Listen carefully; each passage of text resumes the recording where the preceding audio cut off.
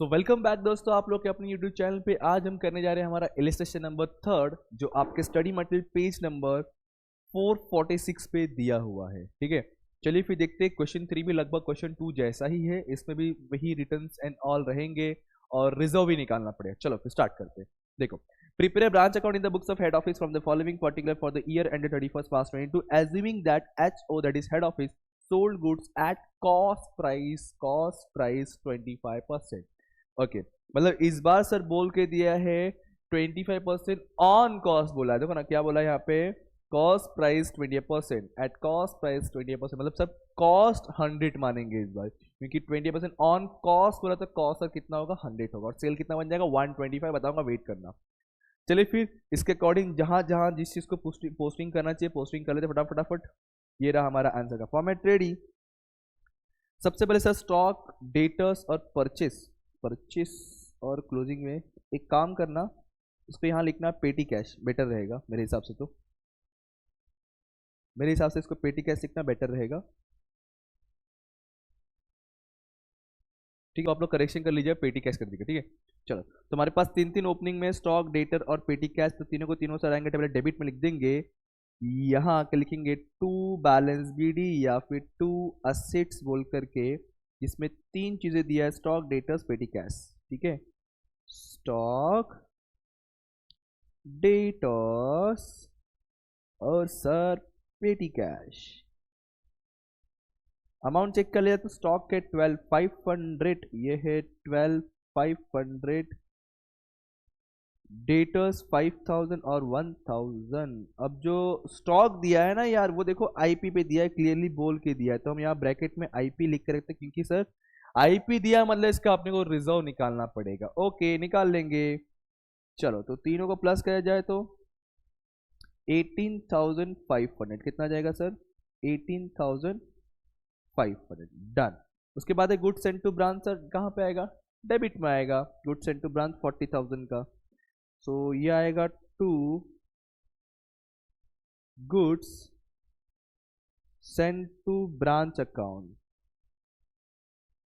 जो अमाउंट है 40,000 का, ध्यान ये रखना है कि ये भी तुम्हारा आईपी में ही क्वेश्चन दिया है, तो इसका रिजर्व इस बार निकलेगा। फिर रिटर्न्स दिया है, तो रिटर्न्स कहाँ पे आता है सर, 5,000 का, वो आएगा क्रेडिट साइड में, है कि नहीं। 5,000 का sir same as it is लिखेंगे हम लोग, लेकिन रिटर्न्स के नाम से आएगा। ओके, यहाँ आएगा बाय और ब्रैकेट में दिखा दूंगा रिटर्न्स है, ये रिटर्न्स। पर अमाउंट कितना है, अमाउंट है सर 5,000 रुपये। ये भी आईपी पे है, ध्यान रखिएगा। मैंने कहा था ना चार चीज़ों में मोस्टली आईपी निकलता है ब्रांच अकाउंट में। कैश सेल्स और कलेक्शन फ्रॉम डेटर दोनों के दोनों सर क्रेडिट में ही आने वाला है, 12,000 और 30,000 के नाम से। ओके, लिख देंगे 12,000 और 30,000 के नाम से। क्या है, पहला है बाय कैश सेल्स और दूसरा है sir by collection from debtors, या कैश से फ्रॉम डेटर्स भी आप कह सकते हो। तो ये कितना हो गया टोटल सर, ये हो गया 42,000। कितना हो गया 42,000 डन।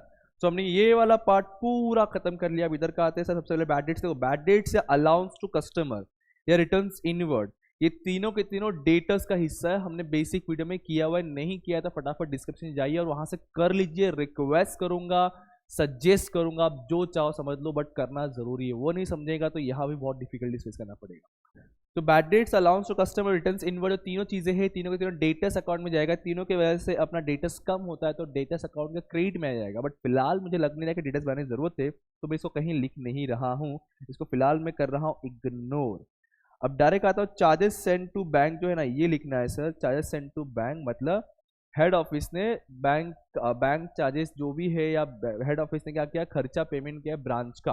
तो तीनों के तीनों कहाँ पर आएंगे, तीन एक्सपेंस दिख रहा है मुझे, तो एक दो तीन, तीनों के तीनों सर डेबिट में आने वाला है। तो डेबिट में आके लिखूंगा मैं टू टू कैश बैंक बोल के, और ब्रैकेट में दिखा देता हूँ ब्रांच का खर्चा, ब्रांच एक्सपेंसेस। नाम है पहला सर रेट टैक्सेस, सैलरीज और मिसलेनियस। चलिए ठीक है, लिख दो। रेट एंड टैक्सेस है, फिर सर सैलरीज है, और एक आखिरी जो है सर वो है मिसलेनियस एक्सपेंसेस। अमाउंट चेक कीजिए तो 381 क्या है, 381 इज इक्वल टू 14,000। डन, इतना हो गया सर। यस सर, हमने यहां तक की कहानी खत्म कर दी। अब सारे के सारे क्लोजिंग की बारी है। जो क्लोजिंग सर आएगा क्रेडिट में, जैसा हमने ये ओपनिंग का लिखा था डिक्टो सर हमें वैसे ही क्लोजिंग का भी लिखना है। बस डेबिट में 2 था और क्रेडिट में बाय रहेगा सर। ठीक है, यहां पे आ जाएगा बाय। चेक कीजिए क्लोजिंग के अमाउंट कितने कितने दिए हुए। 1541 कितना दिया है, 1541, 1541 और टोटल होता है 20।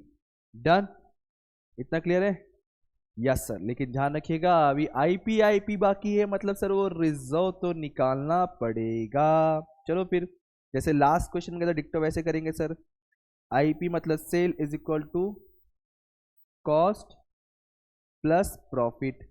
अब क्वेश्चन में चेक किया जाए प्रॉफिट कितना परसेंट दिया जाए, बता रहा देख के मुझे, शायद 20% था, 25%। ओके, 25% दिया। अच्छा आप ऐसे भी सॉल्व कर सकते हैं, 25% ऑन कॉस्ट तो ऑन सेल कितना, वो भी चीज़ें भी कर सकते हैं। बट मैं ऐसे बताता हूँ कि ऐसे अपने इजी पड़ता है और याद हो जाता है, हर जगह पे इसको अप्लाई कर सकते हैं हम लोग।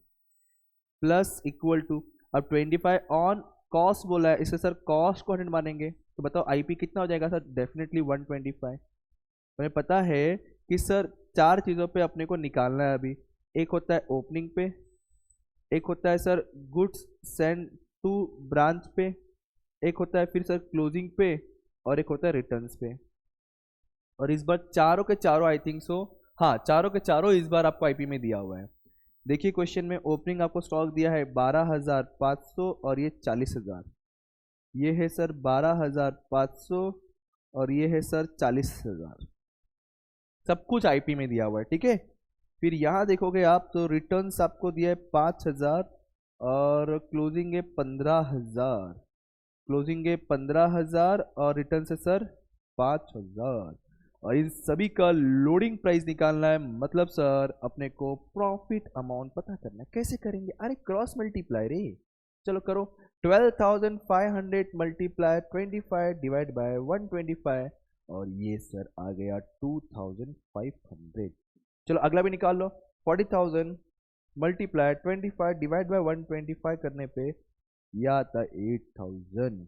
फिर 15,000 मल्टीप्लाई 25 डिवाइड बाय 125 करने पे 3,000।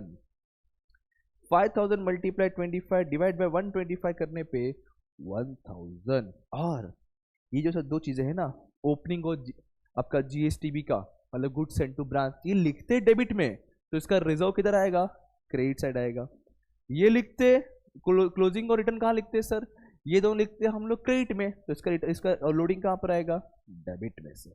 तो चलिए फिर डेबिट में दो लोडिंग दैट इज रिजर्व और क्रेडिट में दो रिजर्व लिख देंगे हम लोग। पहले डेबिट में लिखता हूँ मैं 2 ओपनिंग, ओपनिंग नहीं क्लोजिंग, 2 क्लोजिंग स्टॉक रिजर्व कह के, और एक